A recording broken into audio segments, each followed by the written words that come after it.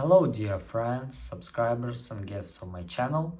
In this video I want to show and tell you how to fix Facebook not working on iPhone. Please put your like, subscribe to my channel and share this video with your friends. Let's get started.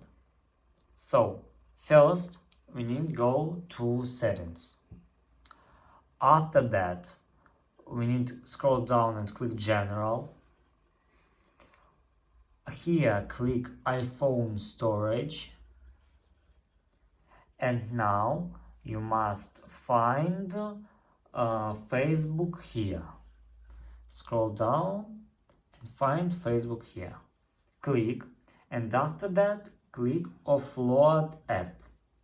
Here we can read: offloading Facebook will delete the application but keep its documents and data.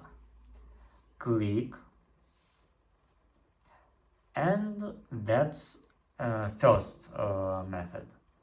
Let's try second method. You need just go out, find Facebook and remove application and download this again. And that's all. This is very easy way to do. If you enjoyed this video and found it helpful, please put your like, subscribe to my channel and share this video with your friends. Bye bye everyone, see you later.